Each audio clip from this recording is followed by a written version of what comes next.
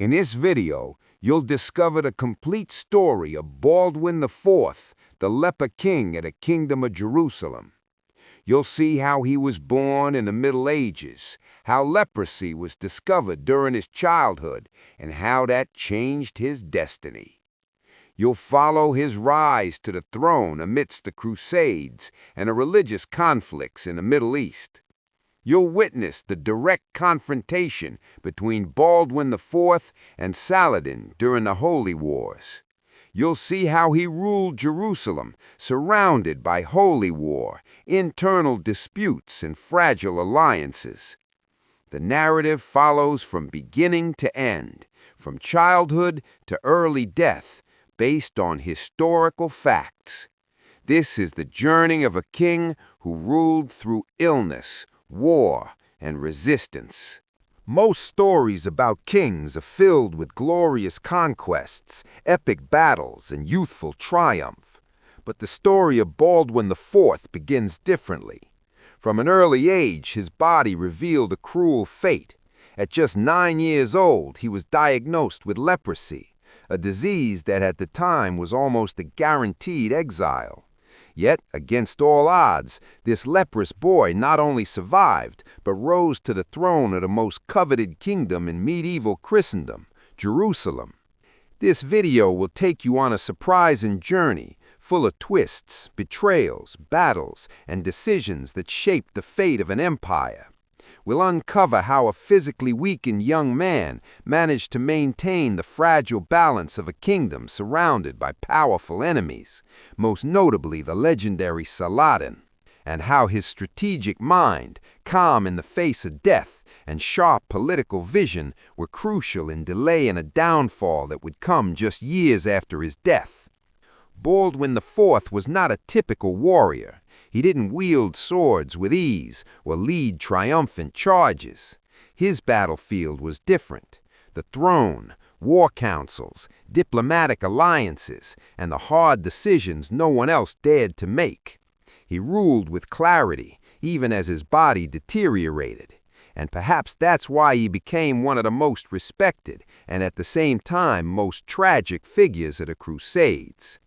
In the next few minutes, you'll understand why Baldwin IV is remembered not with pity, but with admiration. We'll reconstruct his path based on the most reliable historical records, without romanticizing or softening the facts. Here, history will be told as it truly happened, full of contradictions, conflicts, and consequences. A story of resistance in the face of decay, of courage in the face of the impossible. And if you value this kind of content, with deep storytelling, historical research, and real stories that feel like legends, take a second to support this work. Leave a like, subscribe to the channel, and turn on the notification bell. It helps the channel grow and motivates us to bring even more videos like this with the same level of quality and care. And most importantly, you won't miss any of the amazing stories we're already working on. So take a deep breath, get ready to go back in time, and dive into the incredible journey of a king who, even isolated by leprosy, never abandoned his kingdom. This is the story of Baldwin IV, the man who shielded Jerusalem while the world around him collapsed, and who, even in pain, left a legacy that lived on through the centuries. Baldwin IV was born in 1161 in the heart of the Kingdom of Jerusalem, son of King Amalric I and Queen Agnes of Courtenay. The kingdom, established after the First Crusade, was one of the main Christian strongholds in the Middle East, constantly threatened by Muslim forces and torn by internal tensions. From an early age, Baldwin was immersed in an environment where religion and holy war shaped the politics and destiny of noble families. As a boy, he was placed under the care of Archbishop and historian William of Tyre, one of the kingdom's greatest intellectuals and a central figure in his upbringing. William of Tyre noticed unusual signs during the boy's leisure moments. Baldwin, who appeared healthy, showed no pain when other boys dug their nails into his arms during play. Observing more closely, he saw the boy didn't react even to deep scratches. Concerned, the tutor decided to examine him and reported his discovery to the court. What seemed minor at first revealed something serious. Baldwin felt no pain, a classic symptom of leprosy. At that time, leprosy was seen not just as a physical illness, but as a social and spiritual mark. It was feared and deeply stigmatized.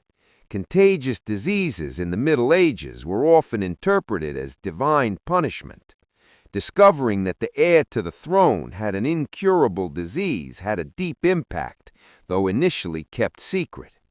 The young prince, however, was not isolated. Unlike common lepers, Baldwin remained at court, continuing his preparation for leadership. Even with the disease manifesting, Baldwin displayed energy, liveliness, and above-average intelligence. He was often seen riding horses or training physically alongside other nobles, as if the condition didn't affect him. The elite of the Kingdom of Jerusalem hoped that the progression of the disease would be slow, allowing the prince to fulfill his royal duties long enough. Meanwhile, tension grew. Saladin was gaining strength in Egypt and Syria, unifying Muslim territories, further pressuring the fragile Christian hold over the region. Baldwin grew up surrounded by Crusade symbols and the religious atmosphere that permeated the Kingdom of Jerusalem. Military orders like the Knights Templar, defenders of the realm and the faith, were constantly present. His education included religious, political, and military training. Despite the diagnosis, he was trained as a knight. His body, still without the visible deformities of advanced leprosy, allowed him to wield swords, ride horses, and take part in public ceremonies. This active posture earned the respect of the nobility. As he matured, his medical condition became known only to a select few. The disease, slow and silent, didn't prevent him from building alliances, studying strategy, or understanding the kingdom's fragile politics. William of Tyre played a crucial role in ensuring Baldwin wasn't reduced to his physical condition. The tutor shaped his political and spiritual outlook, preparing him for the challenges ahead. The Kingdom of Jerusalem knew more holy wars would come. Resistance would begin with whoever held the throne, and, despite everything, Baldwin was being shaped for it. As the prince grew older, rumors about his health began to leak beyond the palace walls. Some nobles quietly questioned the viability of a leper king.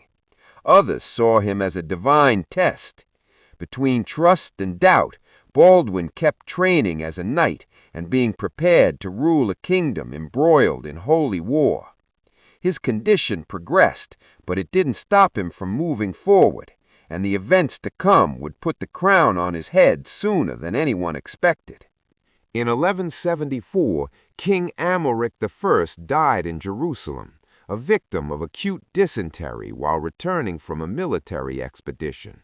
His death left the throne vacant, and by direct succession, Baldwin IV was proclaimed king at just 13 years old. His age, combined with his medical condition, raised concerns among nobles and clergy about the viability of his rule. Nevertheless, Amalric's will was respected. The decision was confirmed by the kingdom's high officials, as there was no other direct heir with equal legitimacy. The Kingdom of Jerusalem at that time faced increasing challenges. Established after the First Crusade, it brought together a European elite settled in the Middle East, surrounded by Muslim forces and local tribes. Constant religious conflict made any attempt at lasting peace unstable. In addition, the Crusader states depended on sporadic help from European monarchies and military orders like the Knights Templar and the Hospitallers to maintain their hold in the East. Baldwin IV's rise to power occurred within this fragile context. The coronation ceremony took place on July 15, 1174, in the Church of the Holy Sepulchre, the most sacred Christian site in the city. However, unlike the tradition of holding coronations on Sunday, the day of resurrection, the change was made to avoid coinciding with his father's death date, and also reflected the urgency of consolidating the succession amid Saladin's growing threat. The new king did not yet show visible signs of leprosy, which helped his public acceptance. His youth and determined demeanor contributed to an image of strength and courage, despite murmurs among the nobility about his health. Baldwin IV was now the leader of a kingdom surrounded by enemies and sustained by a fragile network of religious, military, and political alliances. His mission was to keep Jerusalem under Christian control during an age marked by intense religious conflict and the expansion of Muslim power. Saladin's rise in the Islamic world was followed with concern by the Jerusalem court. As Sultan of Egypt and Syria, he consolidated power over vast territories, uniting Muslim forces under a single leadership. His advance directly threatened the Crusader states, especially Jerusalem. Baldwin's ascension placed him at the center of a strategic dispute between religions, armies, and ideologies. The kingdom's foreign policy now depended on the skill of a new king, despite his youth and illness. Internally, Baldwin had to deal with noble factionalism and power struggles among barons. Families like the Ibelins and the Courtenays had their own interests and influenced decisions at the highest level. The royal council was composed of experienced figures, but with rivalries among them. The young king, still learning, would be supported by regents and advisors, but he retained symbolic and strategic authority. The presence of the Knights Templar in Jerusalem was also crucial to containing external threats. Despite his age and physical condition, Baldwin surprised the court. He showed interest in state affairs and actively participated in meetings and military planning. Contrary to what many expected, he was not a passive monarch. His reign began under pressure, but also with signs that he would not be merely a figurehead. The kingdom of Jerusalem, in midst of a volatile Middle East, now had a young leper king who would challenge both time and his own limits. Baldwin IV's coronation took place at the Church of the Holy Sepulchre in Jerusalem on July 15, 1174. The ceremony was held on a Monday, breaking a medieval religious tradition that reserved Sundays for royal consecrations. The decision had both practical and symbolic reasons. It avoided coincidence with Amalric I's death date and addressed the urgency posed by increasing military movements in the Middle East. A legitimized king was urgently needed, and the young heir, though leprous, was brought before the altar. The ceremony followed all the typical rituals of a Crusader king. The Patriarch of Jerusalem anointed Baldwin, handed him the scepter and crown, and proclaimed his authority before the barons, clergy, and military orders. The Knights Templar were present, as were representatives of the kingdom's noble families. Although the symptoms of leprosy were still mild, many were already aware of the new monarch's condition. Even so, the solemnity was met with applause and prayers, as the realm needed stability in the face of external threats. After the coronation, Baldwin IV assumed royal duties under partial supervision from regents and advisors. His youth required political oversight, but he didn't shy away from responsibilities. From the beginning, he showed interest in military strategy and reports about Saladin's movements. The new king attended war councils, studied maps, and took part in decisions with resolve. The disease did not seem to affect his clarity or drive. He refused to be treated as a ceremonial figure. Meanwhile, Saladin was consolidating power over Egypt and Syria. The Sultan had succeeded Nur ad-Din and was emerging as the main Muslim commander in the Middle East. Baldwin IV closely monitored his advances. He knew that sooner or later the kingdom of Jerusalem would again be tested in a holy war and defense strategies. Defense strategies began to form in the early months of his reign. The court watched the young king attentively. He was beginning to shape himself as a war leader, even as his body was already affected by leprosy. Internally, the new reign had to manage disputes among noble families. The Ibelins, the Courtenays, and others sought influence over the throne. Baldwin IV maintained a neutral stance between the groups, avoiding favoritism toward any single faction. This approach prevented immediate rupture, but kept the kingdom under constant tension. The king's decisions were closely watched, and any sign of weakness could be politically exploited. His health condition was used in whispers as an argument against his long-term viability. Despite the challenges, Baldwin began earning respect. His intellectual formation, inherited from William Attia's tutelage, aided him in political decisions. He understood the importance of alliances with European kingdoms, the relevance of military orders, and the role of Christian faith in unifying the people. He attended public masses, rode among soldiers, and received foreign envoys with firmness. Though leprosy was slowly progressing, it had not yet prevented him from acting as an active and prepared king. In the first months of his reign, Baldwin IV needed to demonstrate more than symbolic authority. Facing the threat of new Muslim offensives, he began reorganizing military leadership, consulting the Templars, and reviewing the kingdom's defenses. Even weakened, he took part in drills and observed the army in the field. The disease, still hidden under robes and gloves, did not overshadow the king's presence. The kingdom of Jerusalem was beginning to adapt to the leadership of a young leper king in times of holy war and resistance. Saladin's advance through Egypt and Syria quickly put the kingdom of Jerusalem on high alert. After consolidating his control over Cairo, the Sultan unified most of the Muslim forces under his leadership, posing a real and growing threat to the Christian territory in the Middle East. Baldwin IV, still in the early years of his reign, understood that waiting for an attack would be a strategic mistake. The proposal was bold: take the war to Egypt and weaken Saladin before he could organize an offensive against Jerusalem. In 1177, despite his body already weakened by leprosy, Baldwin decided to personally lead a military campaign against Saladin's army. The movement was fast and secretive. The goal was to surprise the enemy before he crossed Christian-held lands. Saladin, in turn, had already mobilized a large force and was advancing confidently, believing the Leper King was physically unfit to command troops in open battle. That miscalculation changed the course of the campaign.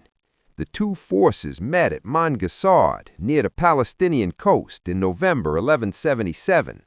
Saladin was caught off guard. Baldwin, backed by a small army of knights, including the Templars, launched an unexpected assault on the Muslim troops. The Christian victory was overwhelming. Saladin, unprepared for organized resistance, saw his army fall into disarray. He was forced to flee the battlefield on a camel, protected by only a handful of personal guards, narrowly escaping capture. The impact of this victory was significant. Baldwin IV had led one of the boldest campaigns of his time, even while suffering from visible progression of leprosy. His presence on the battlefield, with gloved hands and a partially disfigured face, became a symbol of resistance in the kingdom of Jerusalem.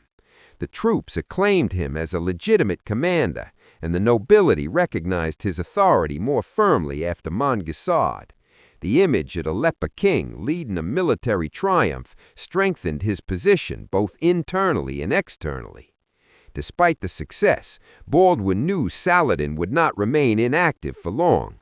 The Sultan would reorganize his forces and return with greater strength. For that reason, the king remained vigilant along the borders and reinforced the defenses of fortresses near Syria and Transjordan. The Holy War was far from over. It had only shifted tempo. The Knights Templar intensified their role in the kingdom's defense, and Baldwin began using a network of informants to track Muslim movements. Internally, the victory helped ease disputes among the nobles. Baldwin's display of strength temporarily silenced questions about his physical condition. Though weakened, he had defeated the most feared commander at a time in open battle. Leprosy, though advancing, still allowed the king to grip the reins of his horse and lead his men. His physicians began noticing more aggressive signs of the disease, but Baldwin insisted on fulfilling his duties as both king and warrior. News of a battle of Montgassard spread throughout Europe, sparking admiration and alarm. The conflict in the Middle East was once again at the center of Christian attention. In Jerusalem, the population celebrated the feat as a divine victory, and the king was seen as a symbol of resistance. The rivalry between Baldwin IV and Saladin was now firmly established.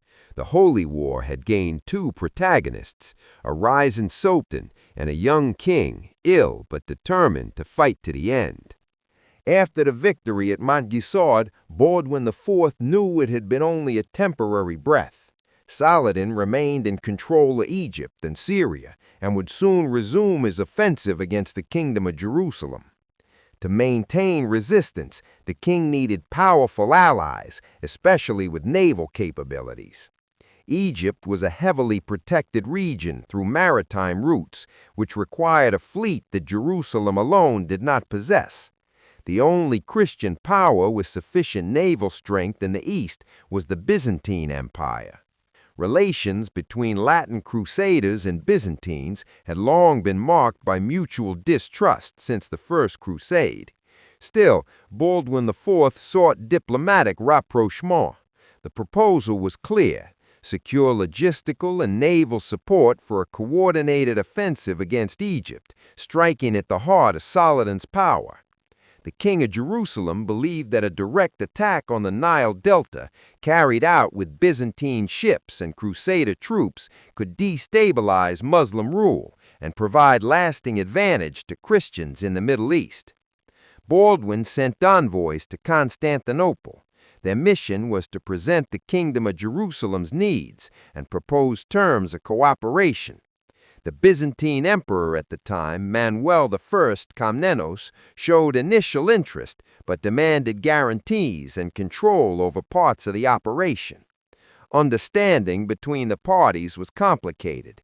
The Latins saw the Byzantines as hesitant and prideful, while the Easterners feared losing influence over trade and religious routes in the region. Still, there was some progress in the negotiations. While negotiating, Baldwin began organizing the campaign logistics. He planned a land-based assault, coordinated with a fleet approaching by sea. The kingdom's port cities like Tyre and Ascalon began to prepare to receive Allied ships. The Knights Templar and the Hospitallers were also mobilized to support the plan. However, political obstacles and delays in reaching agreements with the Byzantine Empire slowed the operation. The offensive against Egypt was ultimately postponed. During this period, Baldwin IV's health entered a new stage of deterioration. Leprosy began affecting his feet, making it harder to ride or walk long distances. The king, who had once frequently appeared in public, began to limit his presence. Even so, he continued to participate actively in strategic decisions. He met with commanders, received reports, and closely monitored Saladin's movements. The disease restricted his body, but not his mind. Internally, some nobles began questioning the viability of keeping the king in power indefinitely. Rumors about succession arose, and some proposed initiating a power transition. Baldwin, however, resisted any attempt to remove him. He believed his presence on the throne was essential to keep the kingdom united. The alliance with the Byzantine Empire, even without immediate results, was part of his long-term vision to contain Muslim advances and preserve Jerusalem as a Christian capital. The campaign against Egypt, envisioned by Baldwin IV, was never carried out as planned. Diplomatic negotiations dragged on. the king's health declined, and Saladin further consolidated his power. Even so, the alliance attempt marked one of the most ambitious moments of his foreign policy. It revealed the strategic vision of a Leper King who, despite physical limitations, sought solutions beyond the sword, with diplomacy, intelligence, and resistance against an increasingly powerful enemy. In late 1177, Saladin launched a major offensive against the Kingdom of Jerusalem. With a large and confident army after years of expansion, the Sultan crossed the border intending to capture Jerusalem or at least completely destabilize Christian rule. Baldwin IV, aware of the threat, organized the defense despite having only a small number of troops. Most of the Crusader armies had been sent north, and the forces available consisted of some nobles, local levies, and knights from the Order of the Temple. Saladin believed he would encounter little or no effective resistance. He was informed of Baldwin's health and assumed the Leper King would be unable to personally lead a response. However, Baldwin IV surprised him. With around 500 knights and several hundred infantrymen, he gathered his forces and marched to confront the enemy. The clash took place near Montgisard, west of Ramla, in plains terrain that favored the heavy cavalry of the Crusaders. The battle occurred on November 25, 1177. Baldwin IV rode a white horse, his body covered in cloaks to conceal the visible effects of leprosy. At his front, the Knights Templar formed the shock line. The surprise was total. Saladin did not expect a frontal attack at that location. The Muslim army, scattered and partially unprepared, could not react in time.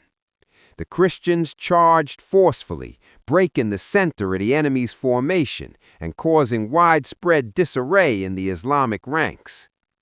During the battle, Saladin was forced to flee to save his life. Riding a camel, escorted by a handful of guards, he escaped the battlefield in chaos. The Muslim army suffered heavy casualties. The Crusaders, in turn, celebrated one of the most improbable victories in the kingdom's history. Baldwin, despite pain and the progression of leprosy, remained mounted and in command throughout the battle.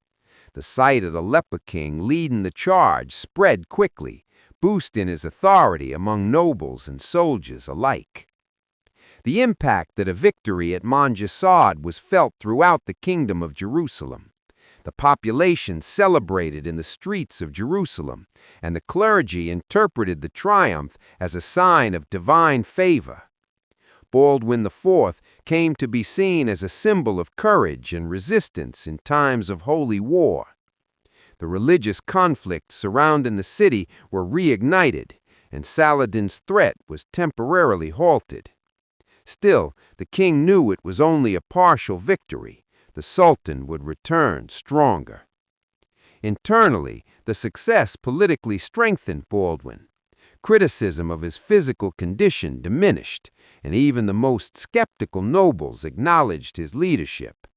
The king gained more freedom to make decisions without as much interference from the council.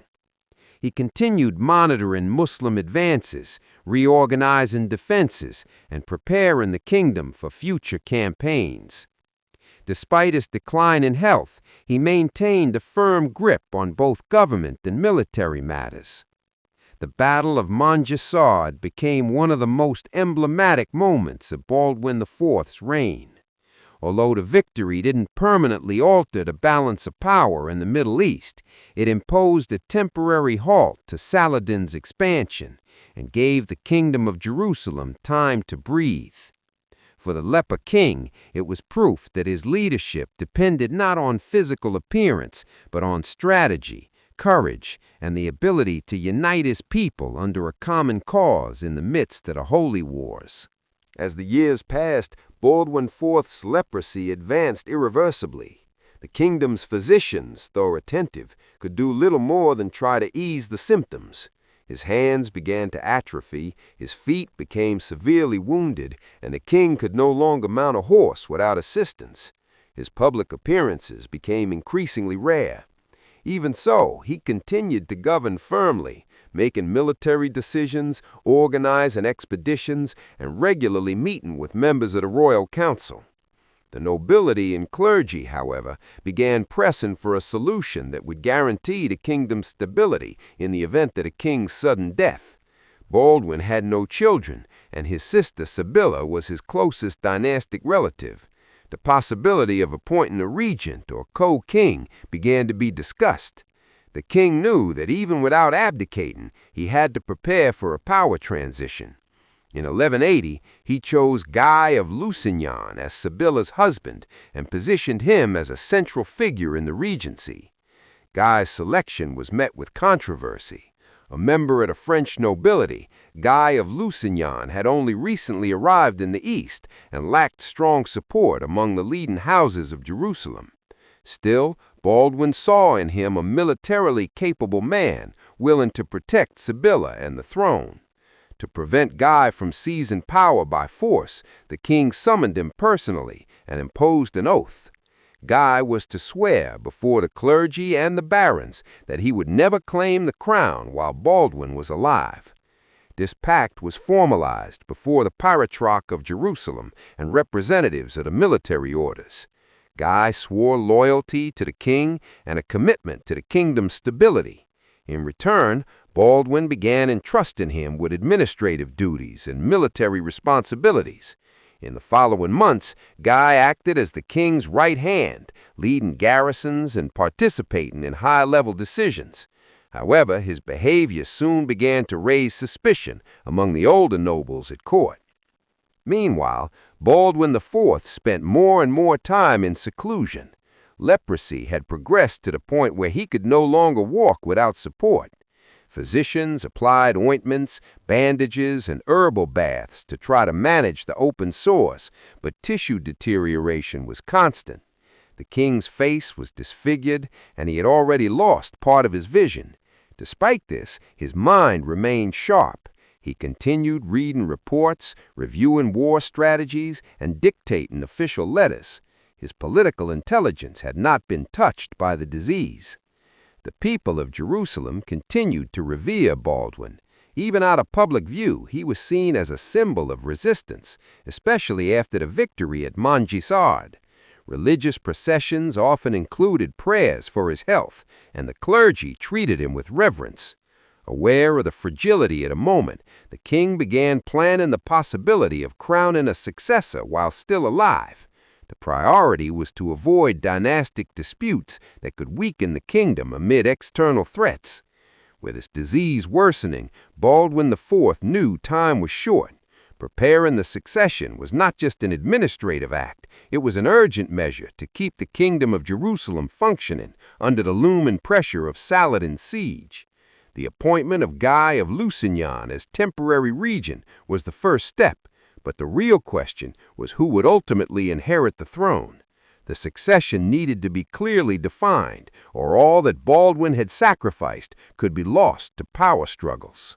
The marriage between Sibylla and Guy of Lusignan was arranged with the direct support of Baldwin IV in an effort to strengthen the royal succession and ensure protection of the crown.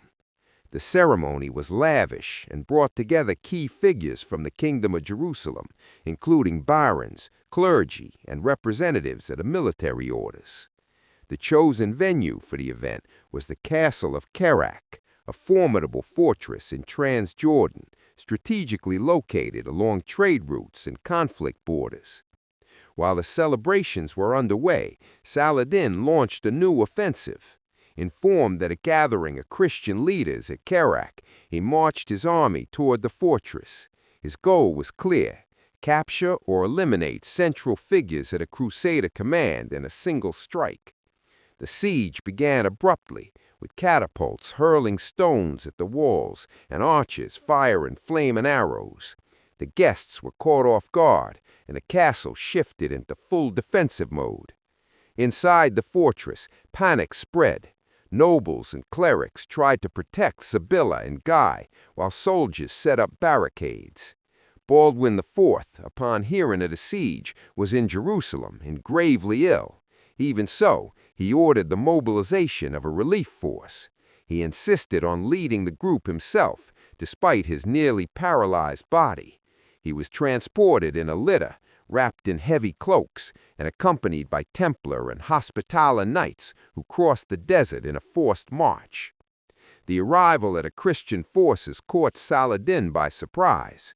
The Sultan did not expect such a swift reaction, especially with the king present. Facing the risk of being surrounded, he lifted the siege and withdrew his army. The castle was saved, and Sibylla and Guy's wedding survived the attempted assault. However, the episode left lasting marks. The recklessness of gathering so many important figures in a single vulnerable location was harshly criticized by some members of the royal council. Baldwin IV's courage in crossing the desert while terminally ill further strengthened his image among the Crusaders. Even without the ability to ride, walk, or move without pain, the king insisted on fulfilling his duties. The image of him being carried to the battlefield became a symbol of sacrifice and perseverance. Still, tensions between Baldwin and Guy began to escalate after the siege. The king started noticing signs of political ambition in his brother-in-law's behavior. Guy of Lusignan, emboldened by his position as husband to the heiress, began to act in ways that displeased the older barons. His authoritarian posture, attempts to influence council decisions, and impatience with the king's limitations caused friction. Baldwin, observant, began reconsidering Guy's role as regent. Though he still relied on his military support, he was already considering alternatives to ensure the kingdom's stability. Saladin's shadow continued to grow, and the throne needed balance. The siege of Kerak served as a final warning. The kingdom of Jerusalem could not lower its guard, even during moments of celebration. The Muslim threat was constant, and internal fragility could be exploited at any time. Baldwin IV, even on the verge of death, continued to make critical decisions. Tension among Christian leaders was rising, just as Saladin reorganized his forces. The kingdom was entering a critical phase, where any mistake could prove fatal. After the siege of Kerak, the relationship between Baldwin IV and Guy of Lusignan began to deteriorate rapidly. The regent's behavior raised concerns among the elder members of the council. Guy was making decisions without consulting the king, giving direct orders to military commanders, and avoiding accountability regarding political maneuvers. The barons saw clear signs of ambition in his actions, and many feared he was preparing to seize power prematurely. Despite his condition, Baldwin IV closely followed the reports. His illness prevented him from being physically present in every decision, but he maintained a close network of informants. Realizing that Guy was ignoring advice and defying royal commands, the king decided to act. In a closed meeting with the High Council, Baldwin announced that Guy of Lusignan would no longer serve as regent. The decision was met with relief by the nobility, though it created tension with Sibylla, who saw her husband as the protector of her and her son's future. Guy's removal caused political ripples. To prevent succession disruptions, Baldwin IV summoned the leading nobles and church authorities and presented a new plan.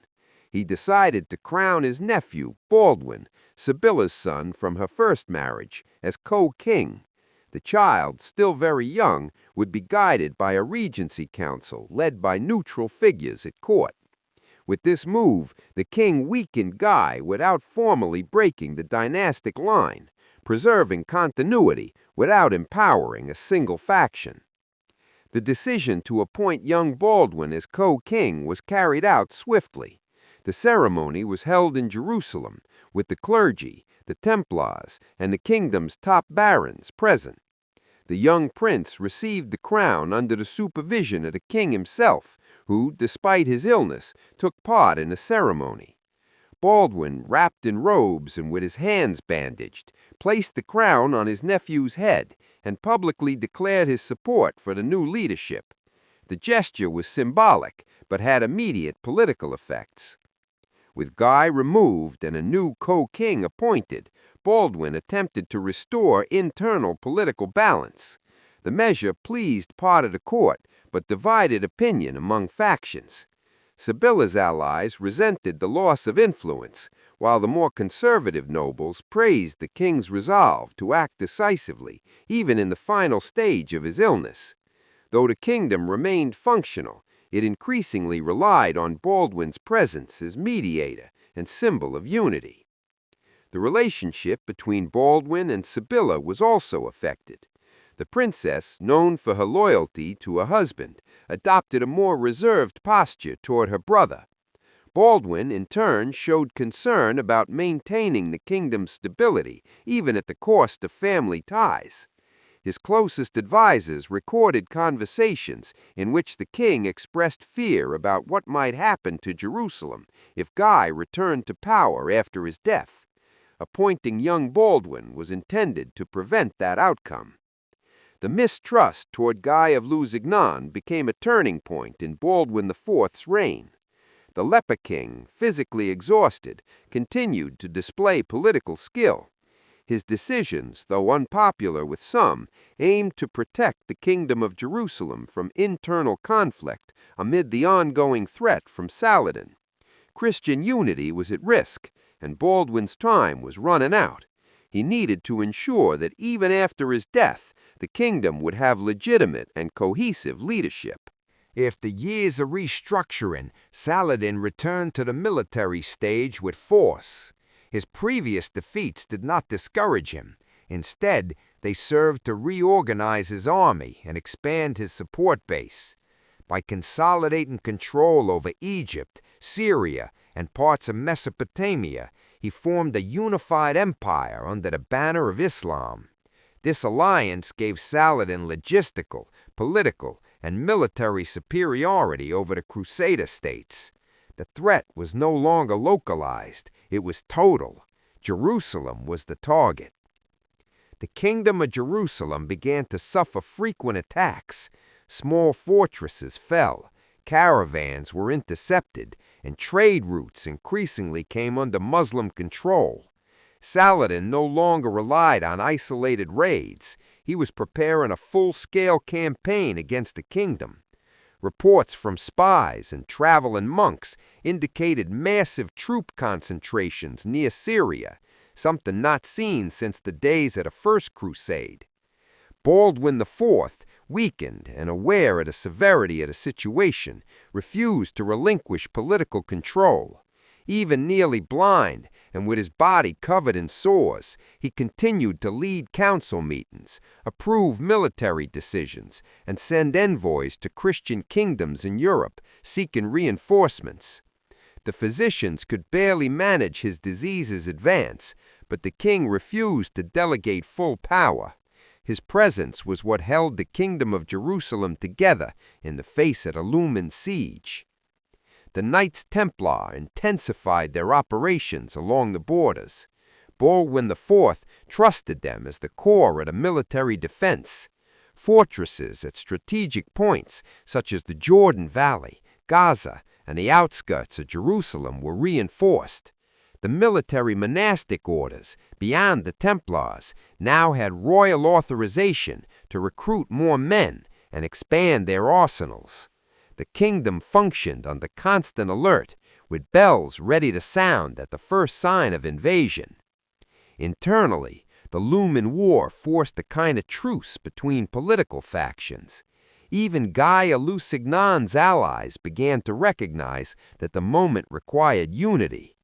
Baldwin IV used this brief harmony to strengthen alliances with Antioch and Tripoli, other Crusader states in the Middle East. The leaders of those regions sent troops to support Jerusalem's defense, while also waiting for an official call from the Pope for a new crusade. The population of Jerusalem began living under constant tension. Masses, fasts, and public processions pleaded for the city's salvation. Monks preached martyrdom as a form of spiritual resistance. Meanwhile, Baldwin IV grew increasingly isolated in his chamber, attended only by a few servants and advisors. The pain prevented him from sleeping, and records from the time indicate he could no longer eat without assistance. Still, he continued to rule through written orders and brief audiences. Saladin's threat was no longer merely external. It was psychological, political, and religious. The Leper King, despite being nearly physically incapacitated, remained the pillar holding the kingdom together. The borders trembled under enemy pressure, and the Holy War was about to erupt on a scale unseen since the conquest of Jerusalem in 1099. Resistance rested in the hands of a dying king and a people about to be tested to their limits. With his health collapsing, Baldwin IV realized he could no longer postpone the issue of succession. The kingdom needed strong leadership, but he knew any decision carried risks. To preserve the royal lineage and ensure stability, he named his young nephew, Baldwin, son of his sister Sibylla, as heir to the throne. The boy was only 5 and served more as a symbol of continuity than real leadership. The king hoped to buy time. The boy's mother, Sibylla, was a controversial figure. Widowed and politically active, she already stirred tensions within the court. Matters worsened when she married Guy de Lusignan, an ambitious French noble many viewed as unprepared and impulsive. The king initially accepted the union, but soon recognized the danger. Guy began gathering allies, surrounding himself with loyal knights, and implying he would take full control once the boy became king. The political crisis exploded when Baldwin IV tried to correct course. He removed Guy de Lusignan from military command, citing incompetence and impulsiveness.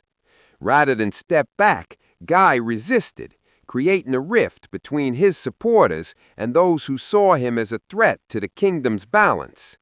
The ailing monarch had to summon all his strength to hold on to the throne, even as he lay almost immobilized in bed. His signature still carried weight. Despite being gravely ill, Baldwin IV attempted to form a regency council to ensure the young Baldwin wouldn't be manipulated by personal interests. He chose trusted nobles, including Raymond of Tripoli, to oversee the transition. But internal divisions persisted. Every royal decision was challenged by opposing factions, preparing for potential civil war, just as an external siege loomed. The atmosphere in Jerusalem was one of mistrust and intrigue. Contemporary sources report that Baldwin IV became increasingly isolated. His public appearances grew rare, limited to urgent matters like approving laws or reorganizing the administration. The people, though fearful, still viewed him as a symbol of resistance. Yet the succession looked increasingly fragile. The once mighty throne now rested in the hands of a child and the power plays of ambitious men. Meanwhile, Saladin watched developments with interest. The Christians' internal political weakening favored his invasion plans. To him, victory might not require a battlefield clash. His enemies could destroy themselves from within.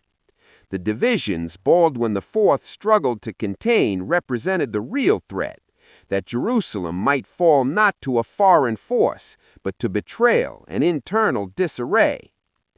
Baldwin IV knew his days were numbered. His final acts as king were desperate efforts to protect the kingdom's future. But even surrounded by a few loyal allies, he saw the shadow of Guy de Lusignan grow. Disease consumed them, enemies closed in, and the holy city stood at the brink of inevitable conflict. The leper who once faced Saladin now battled time, his own body, and the men around him. Baldwin IV's body could no longer respond. Leprosy was advancing rapidly, and the king could barely rise from his bed. Still, his mind remained sharp, and he continued to make decisions. Knowing death was near, he sought to organize a peaceful transition of power. His greatest fear was seeing the throne fall into the hands of Guy of Lusignan. The threat was not just political, it was existential. The kingdom would not survive under weak leadership in such dark times. Baldwin decided to take a drastic measure, convincing the nobles to crown his young nephew as king during his own lifetime. At only 8 years old, the boy, Baldwin V, was anointed king of Jerusalem in a solemn ceremony. The gesture was symbolic, but served to weaken Guy's legitimacy.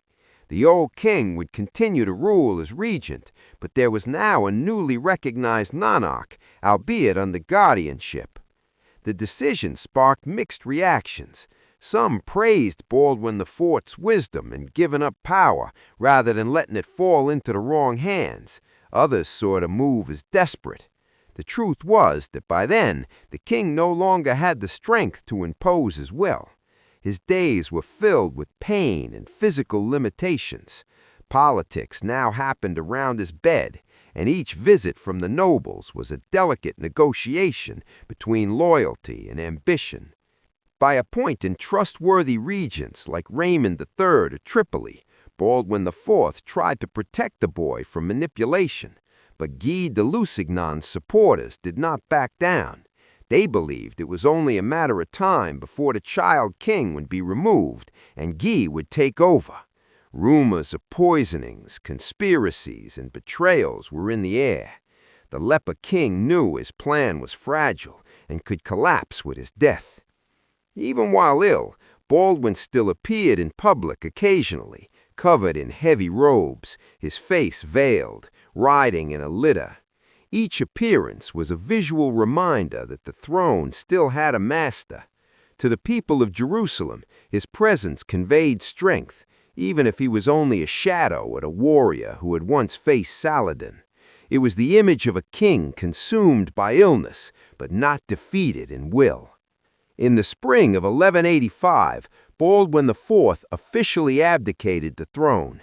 Exhausted, he withdrew to the monastery of St. Lazarus, a place reserved for leper knights. It was there, isolated and surrounded by silence, that he spent his final days. Records suggest he died in May of that year, likely at the age of 24, after nearly a decade defying death, fate, and his own physical limits. A short life, but one marked by decisions that would echo for generations. With his death, the fragile stability he tried to maintain began to crumble. Young Baldwin V remained under the guardianship of regents torn between protecting the throne and pursuing their own interests. Guy of Lusignan, though pushed aside by Baldwin IV, remained active behind the scenes. The kingdom that had withstood Saladin's siege now trembled within its own walls. The last great king of Crusader Jerusalem was gone, and with him the hope for balance in chaotic times. The death of Baldwin IV left Jerusalem in suspense. The throne, now in the hands of a child, trembled under the ambition of the nobles.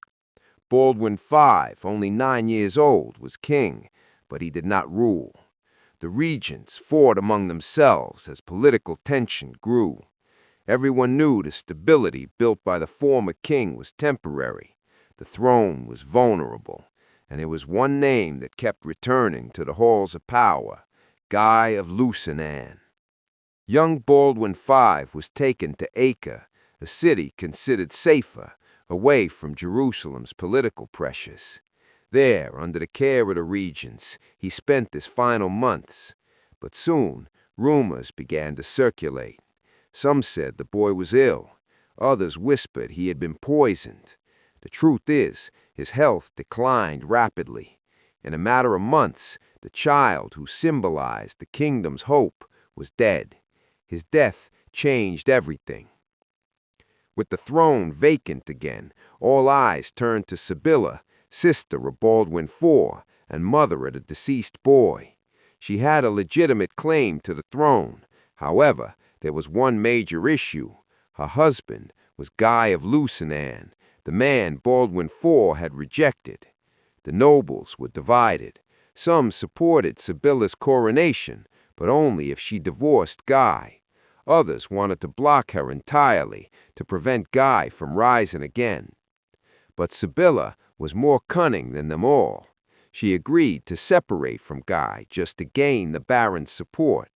In a solemn ceremony, she was crowned Queen of Jerusalem.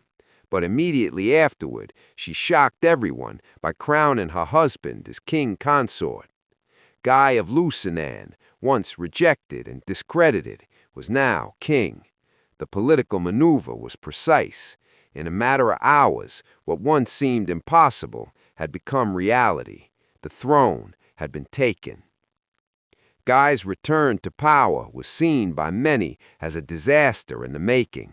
He lacked the respect of military leaders. His track record was weak, and his leadership questionable. Still, he was now king. The forces Baldwin IV had fought so hard to suppress had prevailed. Guy's rise represented not just a change in command, but the collapse of the Leper King's strategic vision. Jerusalem was now at the mercy of reckless decisions. Chroniclers at the time pointed to this moment as the beginning of the downfall. The delicate balance built over years was undone in just days. Alliances broke, and trust among nobles crumbled. Saladin, watching from afar, saw his enemy's weakness. The kingdom that had bravely endured now began to rot from within. And all of this happened because of the return of a man Baldwin had sworn to keep from the throne. The death of Baldwin V, mysterious and cloaked in silence, marked the final breath of an era. The kingdom now belonged to a discredited couple, guided more by ambition than wisdom. The people, once united under a sickly but strong king, now found themselves divided under healthy but fragile rulers. Jerusalem marched, step by step, toward a tragic fate. The absence of Baldwin IV could be felt in every bad decision that followed. The coronation of Guy of Lusignan marked the beginning of the collapse. Unlike Baldwin IV, he had neither the respect of the barons nor the support of veteran generals. The remaining peace with Saladin was broken by reckless provocations from nobles allied with Guy, like Reynold of Chatillon. Saladin, seeing the political and military fragility of a new king, began his march. The war Baldwin had long delayed was now inevitable, and Jerusalem was unprepared. In 1187, Guy decided to gather all the forces of the kingdom to face Saladin in open battle. The strategy went against everything Baldwin IV had taught. Instead of resisting in fortresses and defending wisely, Guy marched toward Tiberias in the north, trying to show strength. It was a trap. On the scorching heat, with little water and low morale, the Crusader army approached the hills of Hattin. There, the kingdom's fate would be sealed. The Battle of Hattin was a massacre. Surrounded and exhausted, the Christian army quickly fell before Saladin's well-positioned forces. Thousands died or were captured. Reynold of Chatillon was beheaded by Saladin himself, fulfilling an old promise. Guy was captured, humiliated, and taken prisoner. The news of the defeat spread like wildfire. The Crusader resistance had been broken, and Jerusalem was defenseless. With the defeat at Hattin, the road to Jerusalem lay open. Saladin didn't hesitate. He marched with his triumphant army and surrounded the holy city. The desperate population knew they were no longer capable leaders to defend the walls. The defenses were weak, and no reinforcements were coming. The siege lasted only a few days. On October 2, 1187, Jerusalem fell into Saladin's hands. The city Baldwin IV had fought so hard to protect was lost. The fall of Jerusalem was not just military, but symbolic. It was the heart of the Crusader kingdom, the center of all Christian faith and politics in the Holy Land. Saladin allowed the inhabitants to leave the city by paying ransom, avoiding a bloodbath many feared. Even so, the psychological impact was devastating. The efforts at a Leper King, all the sacrifices made to hold back the Muslim advance, had been erased by poor decisions. In Europe, the news of the fall caused shock and outrage. Popes and kings called for a new crusade, the third, to reclaim the Holy Land. But for those who had lived under Baldwin IV's reign, the tragedy was different. They knew the tragedy could have been avoided. The young Leper King, even sick, had kept the enemy at bay. His healthy successes lost everything in a matter of months. Baldwin's legacy began to be remembered with reverence and regret. Guy, though later released by Saladin, was never respected again. He became a symbol of failure. His mistakes were far too costly. Baldwin Jerusalem had vanished, replaced by a new reality in which the Crusaders fought merely to survive. The fall of the city sealed the end of an era. Everything the Leper King tried to prevent had at last come to pass. The tragedy was now history, and Baldwin IV, a martyr of lucidity. The image of Baldwin IV did not fade with his death. On the contrary, as the years passed, his figure began to be reevaluated by those who witnessed the kingdom's downfall. Many saw in him not just a king, but a symbol of resistance and clarity. While his healthy successes led Jerusalem into ruin, Baldwin, even as a leper, had sustained the realm with strategic intelligence and moral strength. His reign was remembered as a time of balance amid impending chaos.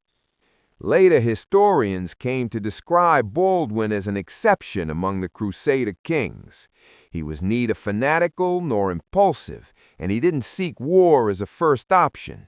He preferred diplomacy, internal control, and military calculation. His ability to contain Saladin without resorting to suicidal confrontations showed a rare maturity for his age. Even so young, he understood the risks of every move and always thought of the greater good, not a personal glory of political revenge. Leprosy, which for many would have been a sentence of exclusion, became in Baldwin something that amplified his tragic and heroic image. Ruling amid constant pain and physical decay made his achievements even more remarkable. He faced not only a powerful external enemy, but also an internal one within his own body. And even so, he remained firm, lucid, and committed to his duties until the end. It was as if his body gave way, but his mind stayed intact. In the years following Jerusalem's fall, many began to see Baldwin as an almost prophetic figure. He had warned about the dangers of a rushed succession, about the instability of allying with Guy, and about the ever-looming threat of Saladin. His predictions came true with terrifying accuracy. This gave his memory a tone of foresight. His neglected advice became echoes of a foretold tragedy, and deepened the respect for his legacy. Popular memory also preserved Baldwin's image with reverence. In the chronicles of the Crusades, he appeared as the young Leper King who fought as long as he could to protect the Holy Land. His illness, far from weakening his authority, made him admired among knights and people alike. Many saw him as a political martyr, someone who sacrificed his health, youth, and remaining years for a cause that in the end others let slip away. His solitary fight became an emblem of the Crusader cause. Over time, Baldwin IV also became remembered through culture. Poems, chronicles, and later artistic and cinematic portrayals sought to capture his complexity. He wasn't seen as an idealized hero, but as a real character, full of limits, pain, and difficult decisions. And that is precisely why his figure endured. His reign wasn't marked by expansive conquests, but by containment and resistance, a feat that in his context was more valuable than any military victory. In the end, Baldwin IV's legacy was that of a king who saw the abyss ahead and tried to stop the fall, even as he was dragged into it. He ruled while he could, faced pains no one saw, fought silent battles both in his body and on the throne. His death was not the end of his influence. On the contrary, it was the beginning of his transformation into a symbol of rational courage, lucid sacrifice, and duty above ego. Baldwin IV was not merely the Leper King. He was, perhaps, the last great guardian of Jerusalem.